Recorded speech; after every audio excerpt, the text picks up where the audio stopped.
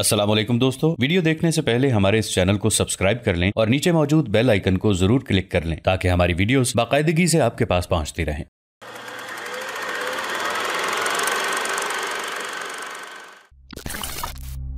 उसे आप तक पहुंचने नहीं देंगे और मैं आपको ये भी जमानत देता हूं कि जिस तरह मैंने कहा है कि एक लश्कर जलालुद्दीन के हवाले, एक मेरा और तीसरा आरिज़ जोजनी के तहत कर दें, हम चंगेज खान से टकराएंगे। सुल्तान मोहतरम, अगर इस तरतीब से जंग करके हम चंगेज खान को शिकस्त देने में कामयाब ना हुए तो मैं आपको इजाजत देता हूँ, आप मेरी गर्दन काट दीजिएगा। यहाँ तक कहने के बाद निजामुद्दीन जब खामोश हुआ तब गौर से उसकी तरफ देखते हुए सुल्तान ख्वारज़म शाह कहने लगा, मैंने तुम्हें बैठने के लिए कहा था, पहले बैठो, फिर तुम्हारे साथ गुफ्तगू होती है। सुल्तान के कहने पर निजामुद्दीन बैठ गया। उसकी तरफ देखते हुए आरिज़ जोजनी, अल्प खान, बाला खान और अल्बाज खान भी बैठ गए। यहाँ तक कि गुफ्तगू का आगाज अलाउद्दीन ख्वारज़म शाह ही करना चाहता था कि उससे पहले उसका बड़ा बेटा जलालुद्दीन बोल उठा, सुल्तान मोहतरम, जो कुछ निजामुद्दीन ने कहा है यूं जाने ये मेरे दिल की भी आवाज है, एक बार आप हमें आजमा कर देखें। सुल्तान मोहतरम, इससे पहले कई जगह मुसलमानों को शिकस्त हो चुकी है। बुखारा जैसा शहर हमारे हाथों से निकल चुका है, समरकंद जैसा अजीम शहर हमसे छिन चुका है और अब मेरा अंदाजा है कि चंगेज खान हमारे मरकजी शहर ख्वारज़म की तरफ बढ़ेगा। इन हालात में मेरी आपसे गुजारिश है कि जो कुछ निजामुद्दीन ने कहा है इस पर एक बार अमल जरूर करना चाहिए और मुझे भी पुख्ता उम्मीद है कि हम चंगेज खान को मार भगाएंगे। जब वो हमारे हाथों शिकस्त उठाकर भागेगा तो फिर वक्त की आंख देखेगी हम कहां तक उसका ताक़ुब करते हैं। जलालुद्दीन जब रुका तब उसकी तरफ गौर से किसी कदर घूरने के अंदाज में देखते हुए ख्वारज़म शाह कहने लगा, तुम सब लोग मिलकर अपने लश्कर का नुकसान करना चाहते हो। ये चाहते हो कि हमलावर मंगोलों के हाथों कत्ल होकर हमारे लश्कर का मुकम्मल तौर पर सफाया हो जाए, जबकि मैं ऐसा नहीं चाहता। जरा रुक कर अलाउद्दीन ख्वारज़म शाह ने निजामुद्दीन की तरफ देखा और किसी कदर सख्त लहजे में कहने लगा, निजामुद्दीन, मैंने तुम्हारे जिम्मे अपने लश्करियों के लिए रसद जमा करने का काम सौंपा था। जो कुछ तुमने कहा है जवाब में मैं तुम्हें यही कहूंगा कि जिस काम पर मैंने तुम्हें मुकर्रर किया है अपने आप को इस हद तक महदूद रखो। बराह रास्त चंगेज खान और मंगोलों से टकराने की कोशिश करोगे तो नुकसान उठाओगे। मैंने तुम्हें समरकंद की तरफ भेजा था, जिस मकसद के लिए भेजा था उसे यकीनन पूरा किया। चंद रोज तक तुमने मंगोलों को वहां रोका, अब तुम्हारे जिम्मे मैं ख्वारज़म करता हूँ। ख्वारज़म के नवाह में किसी तरह मंगोलों को अपने साथ मसरूफ रखकर पेशकदमी में ताखीर पैदा करना। इसके अलावा जब तुम्हें मोहलत मिले तो अपने लश्कर के लिए रसद इकट्ठी करना और इन हुदूद से बाहर कोई कार्रवाई मत करना। अब तुम जाओ, आराम करो। निजामुद्दीन अपनी जगह से उठ खड़ा हुआ। उसके साथ ही जलालुद्दीन, आरिज़ जोजनी, उमर काफी, अल्प खान, बाला खान और अल्बाज खान सब उठे और निजामुद्दीन के साथ खैमे से बाहर निकल गए। खैमे से जरा फासले पर जाकर निजामुद्दीन रुक गया। फिर उसने इनकसारी और आजिज़ी भरी निगाह जलालुद्दीन पर डाली और इंतहाई दुख भरे अंदाज में कहने लगा, मैं कई मौके पर सुल्तान से गुजारिश कर चुका हूँ कि हमें खम ठोंक कर चंगेज खान के सामने आना चाहिए, लेकिन सुल्तान नहीं मानते। सुल्तान ने मुझे समरकंद की मुहिम पर भेजा और वहां मैंने मुसलमानों को कत्ल होते देखा तो एक बार मैंने इरादा किया कि एक बार सुल्तान के खिलाफ बगावत करते हुए जिस कदर लश्करी जमा हो उन्हें इकट्ठा करके चंगेज खान पर जर्ब लगाऊं और उसे बताऊं कि जरा तुमने मुसलमानों को कत्ल किया है। ऐसा कत्लेआम हम भी मंगोलों का कर सकते हैं, लेकिन मेरे खून में, मेरी सरिश्त में चूंकि बगावत के जरासीम नहीं है, लिहाजा मैं ऐसा नहीं कर सका, इसलिए कि मैं बेबस था। आज मैंने फिर आपके सामने सुल्तान से गुजारिश की है और मैं जानता हूँ सुल्तान मुझसे खफा हुए हैं। वो चाहते हैं मैं जगह जगह मंगोलों के रास्ते की रुकावट बनता रहूं, उनकी पेशकदमी में सुस्ती पैदा करूं और साथ ही साथ उनके इधर उधर बिखरे हुए लश्करों पर हमला आवर होकर अपने लिए और अपने लश्करियों के लिए रसद का सामान इकट्ठा करता रहूं। लेकिन ये कोई काम नहीं जो सुल्तान ने मुझे सौंप रखा है। इसका मतलब है मैं जगह जगह मंगोलों का सामना करके मुसलमानों की शिकस्त का नजारा करता रहूं, मुसलमानों की बेबसी, उनकी शिकस्त, उनका कत्लेआम अपनी आंखों से देखता रहूं। इससे तो बेहतर है एक रोज मैं खुद ही अपना गला काट दूं ताकि मैं इन भयानक मनाजिर को देख ही न सकूं।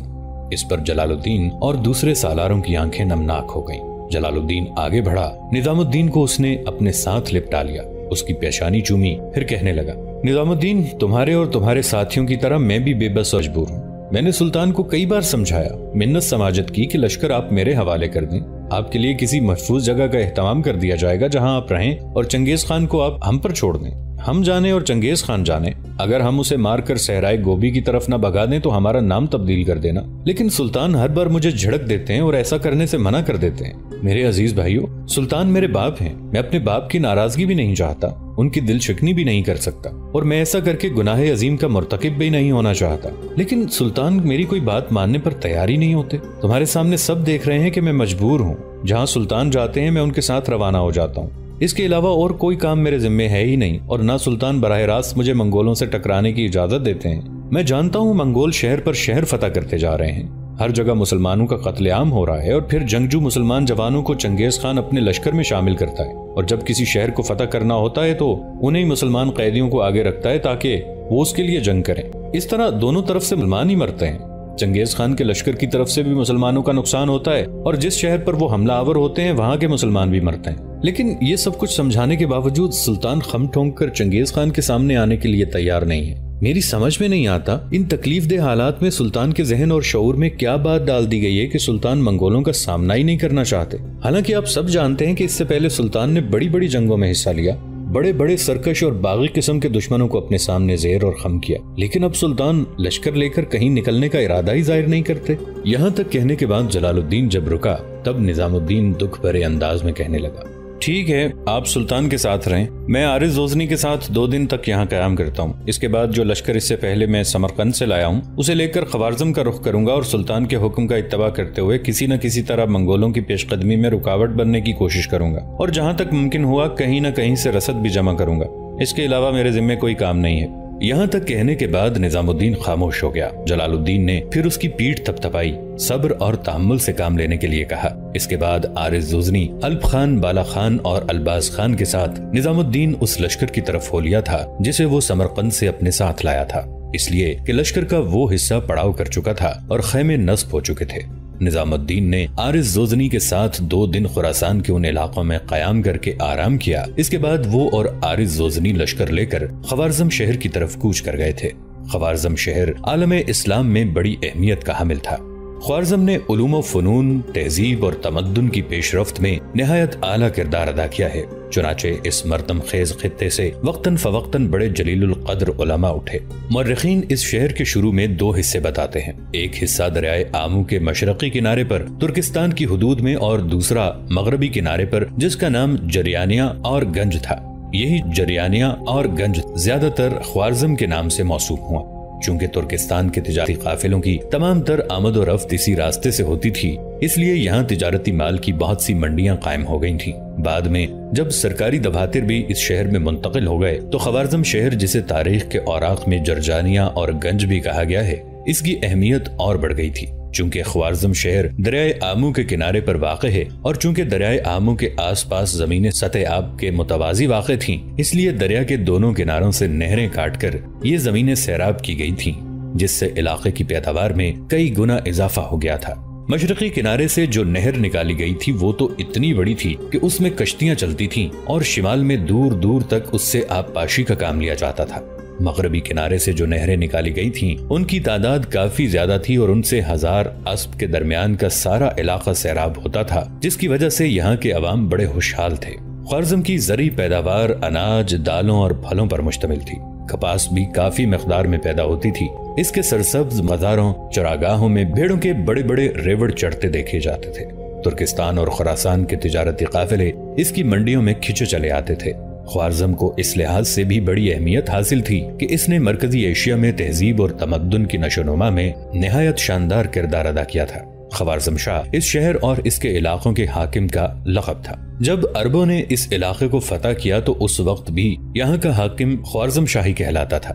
بعد میں یہ سلسلہ جلال الدین خوارزم شاہ کی وفات تک جاری رہا۔ مرکزی ایشیا میں یہ واحد مثال ایسی ہے جس میں عہد جاہلیت کا ایک فرمانروائی لقب ظہور اسلام کے بعد بھی کئی صدیوں تک استعمال ہوتا رہا۔ البیرونی لکھتا ہے کہ خسرو پہلا ایرانی شہنشاہ تھا جس نے اس ریاست کے فرمانروا کو خوارزم شاہ کا لقب عطا کیا تھا۔ گویا اس نے سکندر اعظم کے حملے سے 980 برس پہلے اس ریاست کو یہ نام دے دیا تھا۔ چونکہ البیرونی کے سوا کہیں یہ روایت نہیں ملتی، اس لیے یہ کہنا مشکل ہے کہ اس میں صداقت کا عنصر کتنا ہے۔ مشہور مورخ علامہ طبری لکھتا ہے کہ جب قتیبہ بن مسلم نے ترکستان پر چڑھائی کی تو اس وقت خوارزم شاہ کے بھائی کا نام خرزاد تھا۔ اصل خوارزم شاہ، جس کا نام تاریخوں میں نہیں ملتا، عضو معطل تھا۔ جب یہ علاقہ اسلامی فتوحات کے تحت آ گیا تو ظاہر ہے کہ اس کا فرما روا بھی اسی لقب کے ساتھ دربار خلافت سے وابستہ ہو گیا۔ نظام الدین اور عارض زوزنی نے اپنے لشکر کے ساتھ خوارزم کے نواح میں پہنچنے کے بعد ایک مناسب جگہ گھات لگائی تھی۔ اس کے بعد ایک رات عشاء کے بعد نظام الدین اور عارض زوزنی اپنے چند مسلح ساتھیوں کے ساتھ خوارزم شہر کے نواح میں آئے اور شہر کے جنوبی دروازے پر انہوں نے دستک دی تھی۔ पहली ही दस्तक पर शहर पनाह के जनूबी दरवाजे में छोटी सी एक खिड़की खुली और उसमें से किसी ने बाहर झांक कर पूछ लिया, कौन है? जवाब में निजामुद्दीन अपना चेहरा उस छोटी खिड़की के करीब ले गया और कहने लगा, दरवाजा खोलो, मैं निजामुद्दीन हूँ। मेरे साथ आरिज जुजनी और दूसरे साथी हैं। मैं सुल्तान की तरफ से आया हूँ और मुझे ख्वारिज़्म के हाकिम खमारतगीन से एक अहम मौजू पर गुफ्तगू करनी है। कुछ देर खामोशी रही, यहाँ तक कि अंदर से एक मुसल्ला जवान जलती हुई मशल लेकर आया और इस मशल की रोशनी में उसने जब निजामुद्दीन और आरिज जुजनी को देखा तो जोर से पुकार उठा, छोटा दरवाजा जल्दी खोलो, बाहर वाकई अमीर निजामुद्दीन और आरिज जुजनी खड़े हैं। इस पर शहर पनाह के बड़े दरवाजे में जो छोटा दरवाजा था वो खोल दिया गया। निजामुद्दीन ने शहर के पहरेदारों का शुक्रिया अदा किया। फिर वो आगे बढ़ा। शहर की फसील पर चढ़ने के लिए जो सीढ़ियां थीं वहां जाकर निजामुद्दीन रुक गया। फिर दरवाजे के एक मुहाफिज को बुलाया और उसे मुखातिब करके कहने लगा, तुम अभी खमारतगीन के पास जाओ, उसे कहो कि वो और उसका सालार फिरदौन गौरी दोनों यहाँ से शहर पनाह के जनूबी दरवाजे के पास जो फसील पर चढ़ने की सीढ़ियां हैं यहाँ आकर मुझसे मिलें। मैं यहाँ कयाम नहीं करना चाहता, फिलफौर वापस जाना चाहता हूँ। जिस लश्करी से निजामुद्दीन ने ये कहा था वो भागता हुआ आगे बढ़ गया। कुछ ज्यादा देर न गुजरी थी कि शहर का हाकिम खमारतगीन, उसका सालार फिरदौन गौरी दोनों तेज तेज कदम उठाते हुए उन सीढ़ियों की तरफ आए जहाँ निजामुद्दीन और आरिज जोनी बैठे हुए थे। करीब आकर खमारतगीन और फरीदौन गौरी दोनों बड़े खुशकुन अंदाज में निजामुद्दीन और आरिज जोजनी से मिले। फिर खमारतगीन शिकवों भरी आवाज में निजामुद्दीन को मुखातिब करके कहने लगा, अमीर आप यहाँ, आप मेरे साथ चलें, मेरे दीवान खाने में बैठें, वहाँ गुफ्तगू करते हैं और वहीं आप दोनों की शब बसरी का भी सामान होगा। निजामुद्दीन ने खमारतगीन और फिरदौन गौरी दोनों के हाथ पकड़कर अपने पास बिठा लिया। फिर बड़ी राजदारी में कहने लगा, खमारतगीन और फिरदौन, जो कुछ मैं कहने लगा हूँ गौर से सुनना। मैं यहाँ कयाम करने नहीं आया। देखो, मैं एक लश्कर लेकर आया हूँ जिसे मैंने एक मुनासिब जगह घात में बिठा दिया है। ये जो कार्रवाई हो रही है यूं जानो ये मेरा नहीं बल्कि सुल्तान का हुक्म है। मैं कई बार सुल्तान की मिन्नतें कर चुका हूँ कि वो सारे लश्कर को एक जगह जमा करके खम ठोंक कर चंगेज खान के सामने आए। फिर हम देखते हैं कि चंगेज खान कैसे हमारे सामने इस तरह नहीं भागता जिस तरह बुजदिल लूमड़ियां शेरदिल चरवाहों के आगे भागती हैं। लेकिन सुल्तान नहीं मानते। अब मुझे उन्हें लश्कर देकर चंगेज खान की पेशकदमी रोकने और इसमें सुस्ती पैदा करने के लिए मुकर्रर कर दिया है। तो ये काम बिल्कुल मेरी फितरत और पसंद के खिलाफ है, लेकिन चूंकि सुल्तान का हुक्म है मुझे करना पड़ रहा है। पहले इसी तरह मैं समरकंद गया था। 5 दिन तक चंगेज खान के लश्कर को लोहे के चने चबवाता रहा। अगर शहर के लोग अंदर ही अंदर साजबाज करके चंगेज खान के साथ सुलह सफाई करते हुए शहर पनाह के दरवाजे न खोल देते तो कसम अल्लाह पाक की मैं चंगेज खान पर जरूर साबित करता कि उसके हमलों को न सिर्फ रोका जा सकता है बल्कि पसपा भी किया जा सकता है। और अगर हमारा सुल्तान हमारा साथ दे तो बदतरीन शिकस्त भी दी जा सकती है। बहरहाल मेरे भाई, ये चूंकि सुल्तान का हुक्म है इस बिना पर मैं आ गया। जो लश्कर लेकर आया हूँ उसके साथ शहर से बाहर रहूंगा। जब भी मुनासिब मौका देखूंगा बाहर से मंगोलों पर जर्ब लगाऊंगा। देखो, चंगेज खान जो लश्कर लेकर आया है उसकी गिनती, उसका शुमार नहीं किया जा सकता। इसका मुशाहिदा मैं समरकंद में कर चुका हूँ। समरकंद के नवाब में चंगेज खान के लश्कर की हालत ये थी कि जहाँ तक निगाह काम करती थी इंसानी सर ही दिखाई देते थे। और मुझे उम्मीद है कि ऐसा ही मामला ख्वारिज़्म में भी होगा। लिहाजा मैं तुमसे ये नहीं कहता कि मैं खुलकर चंगेज खान के लश्कर के सामने आऊंगा। अगर मैं ऐसा करूंगा तो याद रखना ये सरीहन खुदकुशी होगी और मैं अपने लश्करियों को नाहक मौत के मुंह में नहीं धकेलूंगा। जब भी मुझे मौका मिला मैं उसे अपने साथ मसरूफ रखूंगा। लेकिन मेरे भाई, तुमने अपने लश्कर के साथ शहर से बाहर नहीं निकलना जब तक मैं न कहूँ। शहर के अंदर रहना और अंदर ही रहते हुए दिफा का काम सर अंजाम देना। अगर किसी जगह से मंगोलों ने शहर की फसील पर चढ़ने की कोशिश की तो मैं बाहर से कार्रवाई करके कोशिश करूंगा कि उनके हमलों को नाकाम बनाऊं। बहरहाल, जहां तक सुल्तान के फैलाए हुए हरकारे और मुखबिर खबर दे चुके हैं, इसके मुताबिक चंद रोज तक चंगेज खान अपने लश्कर के साथ ख्वारिज़्म पहुंचेगा और शहर पर हमलों की इब्तदा कर देगा। बस मैं तुमसे यही कहने आया हूँ कि शहर के अंदर हमा वक्त चौकस रहना। शहर से बाहर निकलकर मंगोलों पर हमला आवर होने की कोशिश न करना, इसलिए कि मंगोल कोशिश करेंगे कि तुम्हें और तुम्हारे लश्करियों को शहर से बाहर निकालें। अगर वो उस वक्त करते हैं जब उन्होंने शहर के इर्द अपने दुश्मनों के लिए जाल बिछा रखे हों। और मेरी तुमको नसीहत है कि मंगोलों के इस जाल में आने की कोशिश न करना। इसके साथ ही निजामुद्दीन अपनी जगह से उठ खड़ा हुआ। इस मौके पर खमारतगीन बोला और कहने लगा, अमीर, अगर आप यहाँ कयाम नहीं करना चाहते तो मेरे साथ चलें, खाना खाकर जाएं। निजामुद्दीन ने नफी में गर्दन हिलाई और कहने लगा, हम इशा की नमाज अदा करने और खाना खाने के बाद आ रहे हैं। जो कुछ मैंने तुमसे कहना था कह चुका, अब मैं तुम्हें अल्लाह हाफिज कहता हूँ। इसके साथ ही निजामुद्दीन और आरिज जुजनी ख्वारिज़्म शहर के हाकिम खमारतगीन और उसके सालार फरीदौन गौरी से मिले। फिर वो अपने साथियों के साथ ख्वारिज़्म शहर से निकलकर जिस समत से आए थे उसी समत को चले गए। سمرقند کو فتح کرنے کے بعد چنگیز خان خوارزم شہر کی طرف روانہ ہوا تھا۔ چنانچہ خوارزم سے کچھ فاصلے پر اس نے اپنا پڑاؤ کر لیا۔ یہ ایک شہر تھا جو خیموں پر مشتمل تھا اور میلوں دور تک پھیلا ہوا تھا۔ چنانچہ یہیں سے چنگیز خان نے اپنے دوسرے بیٹے چغتائی اور تیسرے بیٹے عقدائی کو ایک لشکر دے کر خوارزم شہر کو فتح کرنے پر مقرر کیا۔ سلطان علاء الدین خوارزم شاہ کا دارالسلطنت دریائے آمو کے مغربی کنارے پر واقع تھا۔ عرب اسے جرجانیہ اور ملکی باشندے اور گنج کہتے تھے۔ مورخین لکھتے ہیں کہ جس وقت چنگیز خان خوارزم پر حملہ آور ہوا تھا، اس موقع پر سلطان علاء الدین کے بیٹوں میں سے کوئی بھی یہاں موجود نہ تھا۔ حالانکہ خوارزم مرکزی شہر تھا، البتہ ترکوں کے ققلی نام کے قبیلے کا ایک سردار جس کا نام خمارتگین تھا، وہ سلطان کی والدہ ترکان خاتون کا رشتہ دار خوارزم میں تھا۔ اس کے ساتھ اس کا سالار فریدون غوری تھا۔ چنانچہ اہل شہر نے خمارتگین اور فریدون پر ہی تکیہ کر رکھا تھا کہ وہ شہر کا احسن طریقے سے دفاع کر سکیں گے۔ چنانچہ چنگیز خان نے جب اپنے بیٹوں کو مقرر کیا تو اس کے تینوں بیٹے بخارا شہر کی طرح خوارزم پر بھی حملہ آور ہوئے۔ اس موقع پر منگولوں نے ایک چال چلی۔ فصیل پر حملہ آور ہونے کی بجائے شہر کے نواح میں جو مویشی چر رہے تھے، منگولوں کا لشکر ان مویشیوں کو ہانک کر لے گیا۔ جب لوگوں نے دیکھا کہ منگول تو ان کے مویشی ہانک کر لے جا رہے ہیں، فریدون غوری پر بڑا غصہ، بڑا غضب سوار ہوا۔ وہ اپنے مسلح لشکر کے ایک حصے کے ساتھ شہر سے نکلا اور منگولوں پر حملہ کر دیا۔ فریدون غوری جب منگولوں پر حملہ آور ہوا تو منگول بھاگ کھڑے ہوئے۔ فریدون غوری یہ سمجھا کہ منگول مقابلے کی تاب نہ لا کر بھاگے جا رہے ہیں۔ اس غلط فہمی میں وہ اپنے لشکر کے ساتھ ان کے پیچھے لگ گیا۔ مورخین لکھتے ہیں کہ یہ منگولوں کی چال تھی۔ تھوڑا سا آگے وہ علاقہ جسے خرم باغ کہتے تھے، وہاں منگولوں نے ایک لشکر گھات میں بٹھا رکھا تھا۔ چنانچہ فریدون غوری اپنے لشکر کے ساتھ جب وہاں پہنچا تو گھات میں بیٹھا منگولوں کا لشکر اچانک نکلا۔ پھر فریدون غوری کے لشکر پر خواہشوں کو بریدہ، دل کے گلستانوں کو ویران کرتے جوش مارتے جہنم، روح کی درماندگی، زرد ہزیمت، ریاکاری کے دکھ کا باعث بنتے ذلت کے فسوں کی طرح ٹوٹ پڑا۔ جوابی کارروائی کرتے ہوئے فریدون غوری بھی مایوسی کے سیم و تھور، کربناکی صدیوں کے کالے قہر، عقل کی اماری کو سرنگوں کرتی فضا کی ہولناک پکار، ذہنوں پر خونی دستک دیتے کالے قہر، پیلے موسموں کی مسافتوں، دکھ اور اندوہ کے سرابوں اور حرب و ضرب کے کمالات کی طرح ٹوٹ پڑا۔ ابھی تھوڑی دیر ہی ٹکراؤ ہوا تھا کہ اچانک ایک طرف سے نظام الدین اور عارض زوزنی تکبیروں کی ہولناک صداؤں میں دکھ کے خونی بگولوں، حوصلوں کے نئے شباب، ولولوں کے انوکھے باب، اعصابی عذاب، پاؤں سے لپٹ جانے والے خود سر ستم پرور جذبوں کی طرح نمودار ہوئے۔ پھر وہ منگولوں کے لشکر پر زندگی کے حصار توڑ کر آئی۔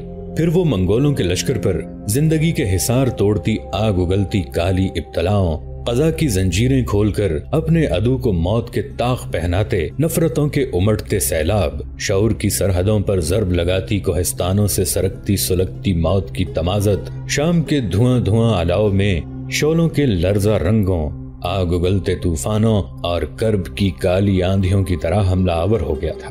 اس طرح خوارزم شہر کے نواح میں میدان جنگ میں ہر لمحہ عصر محشر، ہر ساعت صدیوں کا کرب بننے لگی تھی۔ نفس زہر آلود جان کا ہولناک عذاب، روح و بدن کا فراق چار سو چیخ اٹھا تھا۔ نظام الدین اور عارض زوزنی کے اچانک حملہ آور ہونے سے منگولوں کی صفوں میں انتشار، افراتفری اور بدنظمی پھیل گئی تھی۔ ان کی یہ حالت دیکھتے ہوئے جب نظام الدین اور عارض زوزنی نے اپنے حملوں میں تیزی پیدا کی تو منگول شکست اٹھا کر اس سمت بھاگے جہاں چنگیز خان نے خیموں کا شہر آباد کر رکھا تھا، جو خوارزم شہر سے چند میل کے فاصلے پر تھا۔ منگول جو کچھ چھوڑ کر بھاگے تھے ان ساری چیزوں پر فریدون غوری نے قبضہ کر لیا تھا۔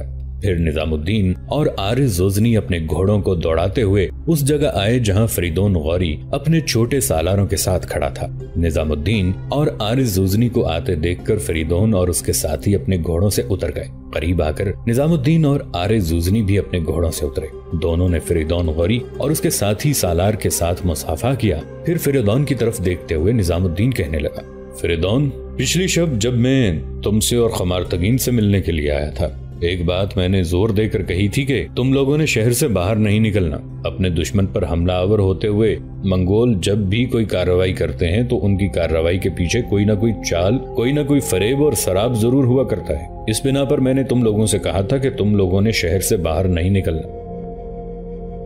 دوستو، آج کے لیے اتنا ہی۔ اسی کہانی کی اگلی قسط کے ساتھ بہت جلد حاضر ہوں گے۔ نیچے کامنٹ سیکشن میں اپنی رائے کا اظہار ضرور کیجیے گا۔